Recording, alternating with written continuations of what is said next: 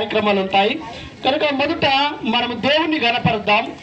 ఎందుకు ఈ యొక్క వివాహమును దేవుడు ఏర్పాటు చేసినాడు, ఈ వివాహము ఏర్పాటు చేయడంలో ఉద్దేశం ఏంటిదో కొన్ని మాటలు దేవుని వాక్యములో మనం విందాము. ఎఫెసీయులకు రాసిన పత్రిక 1వ అధ్యాయము, ఎఫెసీయులకు రాసిన పత్రిక 1వ అధ్యాయం 8 నుంచి నేను కొన్ని వచనాలు నేను చదువుతాను. మీరు బైబిల్ ఉన్న వాళ్ళు తెరిచి చూడండి.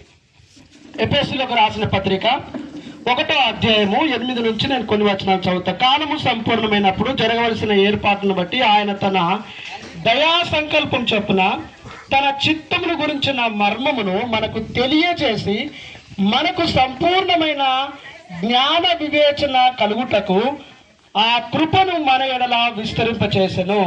10వ వచనం, ఈ సంకల్పము బట్టి ఆయన పరలోకములో ఉన్నవే గాని భూమి మీద ఉన్నవే గాని సమస్తమును క్రీస్తునందు ఏకముగా సమకూర్చవలనని తనలో తాను నిర్ణయించుకొనెను. మరియు క్రీస్తునందు ముందుగా నిరీక్షించిన మనము తన మహిమకు కీర్తి కలుగజేయవలనని దేవుడు తన చిత్త ప్రకారమైన సంకల్పమును బట్టి మనలను ముందుగా నిర్ణయించి ఆయన యందు స్వాస్థ్యముగా ఏర్పరచెను. ఆయన తన చిత్తానుసారముగా చేసిన నిర్ణయము చొప్పున సమస్త కార్యములను జరిగించుచున్నాడు. దేవుని వాక్యము మరి దీవించునుగాక. ఈ సమయాన కొన్ని మాటలు దేవుని వాక్యం ద్వారా విందాం. గమనించండి అమ్మా, బంధువులుగా వచ్చినటువంటి ఆయా ప్రాంతాల నుంచి గ్రామాల నుంచి తెలియజేయండి ఏమనగా, ఒక 10 నిమిషాలు మీరు ఓపికతో కూర్చోండి. కూర్చున్న వాళ్ళు లేవకండి, ఒకరితో ఒకరు మాట్లాడకండి. దేవుని వాక్యము వింటూ ఉన్నప్పుడు అది మనకు నెమ్మదినిస్తుంది, శాంతినిస్తుంది. లేదా మనం అటు ఇటు మాట్లాడుతూ లేవడము అలా చేస్తే అది అగౌరవపరిచినట్లు. కనుక జాగ్రత్తగా గమనించాల్సిందిగా ప్రేమతో మనవి చేస్తున్నాను. కొద్ది టైము మాకు సమయం ఇవ్వగలరని ప్రేమతో మనవి చేస్తున్నాం. ఇక్కడ మనం బైబిల్లో రాయబడ్డ మాట నిర్ణయము అనే మాట రాయబడింది. అంటే ఈ ఒక నిర్ణయము అంటే అది ఒప్పందము చేయబడినటువంటిది నిర్ణయము. దాని అర్థము మనము చెప్పుకోవచ్చు. ఏంటి నిర్ణయము, ఏంటి ఒప్పందం అంటే ఇది మనం గమనిస్తున్నాము. మరి కోడూరు గ్రామవాసులు, మరి ఐనేలి యొక్క గ్రామవాసులు వీరిద్దరిని జత చేయడము, ఒప్పందము చేసుకున్నారు లేదా నిర్ణయము చేసినారు వీరిద్దరిని. అయితే నిర్ణయము అనే మాట మనం చెప్పుకునే మాట కాదు, కానీ ఇది లేఖనాల్లో బైబిల్లో మరి మొదటి నుంచి ప్రారంభం నుంచి ఉంది. చూడండి, ఒకసారి చూద్దాము. ఆయన నిర్ణయించిన కార్యం ఏంటి అని అంటే బైబిల్లో స్పష్టంగా రాయబడి ఉంది. ఆయన నిర్ణయించిన కార్యం ఏంటంటే వివాహము. అమ్మా, మొట్టమొదటిగా బైబిల్లో దేవుడు చేసిన నిర్ణయము లేదా కార్యం ఏంటంటే వివాహమే. ఎలా మనం చెప్పగలుగుతామంటే ఆదాము అవ్వను దేవుడు మట్టితో తయారు చేసినాడు. ఆదామును తయారు చేసిన తర్వాత అవ్వను తన యొక్క ప్రక్కటెముకలో నుంచి అనగా పురుషులలో నుంచి తీయబడింది.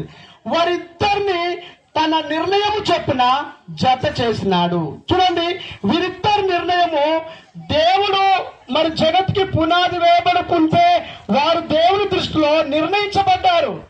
ఇది మనము నిర్ణయించింది కాదు, నీవు నేను కానడానికి కుదరదు. కనుక దేవుడు ఒక స్త్రీని ఒక పురుషుని కలపడము జత చేయడము అది దేవుని యొక్క నిర్ణయము.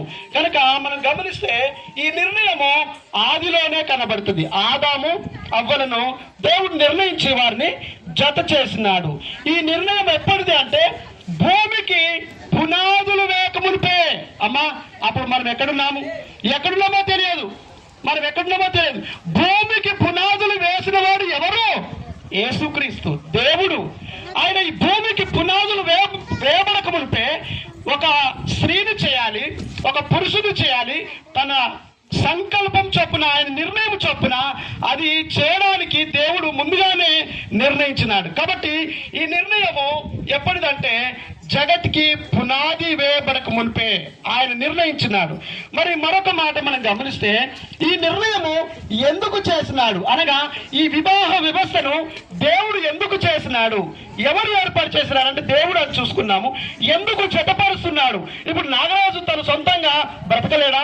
ఇప్పుడు కవిత తన సొంతంగా బ్రతకలేదా? ఈ లోకంలో బ్రతకగలరు, కానీ వాళ్ళు విడిగా ఉండడము దేవుని నిర్ణయము కాదు.